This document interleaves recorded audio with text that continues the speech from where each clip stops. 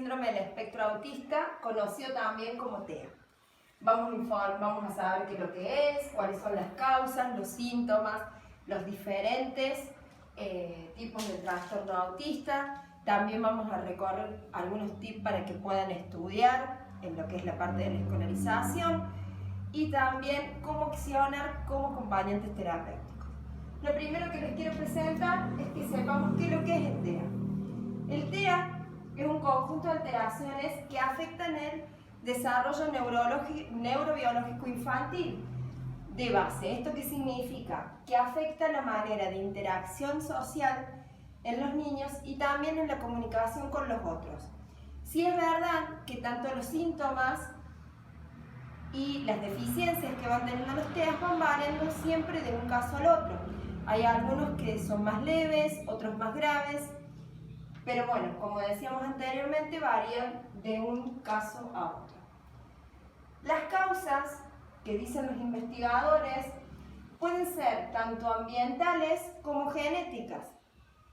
Eso quiere decir que no se presenta una sola causa que indique por qué un niño puede tener el trastorno del espectro autista. Los síntomas siempre aparecen durante los 3 primeros años de vida, duran de por vida, porque si hay algo que sí se sabe es que el TEA no tiene una cura. Lo que sí se ha investigado y se ha comprobado en muchos casos es que estos síntomas pueden ir mejorando durante el tiempo. ¿Cuáles son los síntomas que presentan los niños con TEA? Como decíamos que era una afección neurobiológica infantil de base y que afecta la manera de interacción social y comunicación con otros, los síntomas que presenta son falta de intereses con otros niños, les cuesta expresar su comunicación mediante el lenguaje, no comparten los mismos intereses que sus pares, tienen ausencia de juegos simbólicos. ¿Esto qué significa? A cierta edad los niños empiezan a jugar juegos de roles, el papá, la mamá, otros juegos didácticos también, ellos no lo empiezan a manifestar ni a desarrollar. Poco contacto visual, su lenguaje es básicamente literal. ¿Qué significa que su lenguaje sea literal? Su lenguaje es literal, ¿por qué? Porque ellos no entienden de ironías, ni de chistes, ni de bromas. Su lenguaje es totalmente literal. Ese es otro síntoma que podemos estar detectando en nuestros niños. Ellos evitan el contacto físico y en muchos casos tienen hipersensibilidad, ya sea acústica, gustativa, olfativa, visual. Las causas, como habíamos dicho, que podían ser genéticas y de medio ambiente. ¿A qué nos referimos si pueden ser genéticas? Dice que varios genes diferentes aparecen en diferentes trastornos relacionados entre sí. Algunas mutaciones genéticas pueden ser hereditarias como no, mientras que otros espontáneos. Y lo que son los factores ambientales o del medio ambiente, muchos investigadores dicen que la contaminación ambiental, algún tipo de trastorno o mal desarrollo en el embarazo, alguna medicación y demás pueden ser una de las causas, pero no está 100% comprobado. Sí es verdad que en los últimos años se ha investigado que los casos de TEA han aumentado. ¿Esto qué significa? Que de cada 1000 nacimientos, un niño tiene síndrome del espectro autista. Y también es mucho más común verlos en niños varones que en niñas. Cada 5 niños varones, cada 5 casos de TEA, 4 son varones y 1 es de niñas. Bueno, como habíamos indicado acá, dentro de los síntomas, que bueno, acá tenemos menos especificados, más literal lo que dice, también tenemos cómo poder ayudar, ¿sí? Diferentes tips a estudiar a un niño con TEA, ¿sí? Escolarizado ya. Hay hay una maestra especial que ha desarrollado un programa que se llama Romina Olmedo. Ella es chilena y ella empezó a desarrollar un sistema para poder ayudar a los padres, a las instituciones y demás a poder entender y ayudar de manera fácil a los niños con TEA. Por ejemplo, ella, al ser maestra, indica cómo poder ayudar a estudiar a un niño. Y varios de los tips que ella indica son la motivación, la gestión del tiempo, preparar un lugar para aumentar su atención y disminuir la distracción, realizar siempre de una tarea a la vez, descubrir su propio estilo de aprendizaje y hacerlo divertido. Ella indica que la motivación en un niño con TEA es más eficiente que un niño sin TEA desmotivado. Después, al hablarnos de la gestión del tiempo, como los niños con TEA necesitan una rutina marcada, con horarios para despertarse, con horarios de almuerzo, actividades, y así se desarrolla su día, no como otros niños que no tienen TEA, esto les permite a ellos y a nosotros, ¿sí?, poder ayudarnos con tiempos, limitando un tiempo para que ellos puedan aprender. Por ejemplo, indicarle 20 minutos de un estudio, ya sea para alguna tarea específica del colegio o de alguna tarea extracurricular que puedan tener. Y después que puedan ir a esparcirse y volver, y así. Siempre las gestiones de tiempo no pueden ser muy amplias, justamente porque ellos se distraen. Realizar de una tarea a la vez. ¿Por qué realizar de una tarea a la vez? Porque si no, ellos se frustran. Al no lograr sus objetivos, para ellos es muy frustrante, más que un niño sin TEA. Entonces, poder que ellos logren de una tarea a la vez y enfocarse en esa tarea, Romina indica que da positivismo y objetividad en estos niños. Bueno, como hemos visto, tenemos diferentes aquí tipos de trastorno autista. Acá tenemos 5. El más común es el trastorno autista infantil o síndrome de Kanner. ¿Qué es lo que tenemos que tener en cuenta para su diagnóstico? Para su diagnóstico en el trastorno infantil o síndrome de Kanner se debe tener en cuenta 2 condiciones.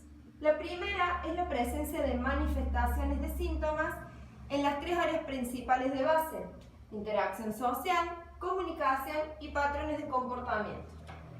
Lo segundo que tenemos que saber es qué retraso se ha ocasionado en cada una de estas áreas. Esto significa en dónde menos tiene su desarrollo. Después tenemos el trastorno de Rett, que hay que tener en cuenta el desarrollo prenatal y perinatal. ¿Esto qué significa? El desarrollo psicomotor. En esto se ve cuando nace, que dependiendo de la circunferencia craneal, normal en el nacimiento. Luego tenemos el trastorno desintegrativo infantil, conocido también como síndrome de Heller o demencia infantil. Este es un poco más complejo que el trastorno autismo infantil o síndrome de Kanner.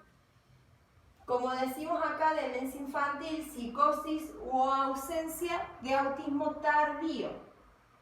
¿Esto qué significa? Que este trastorno tiene un buen desarrollo durante los primeros 2 años de vida del niño.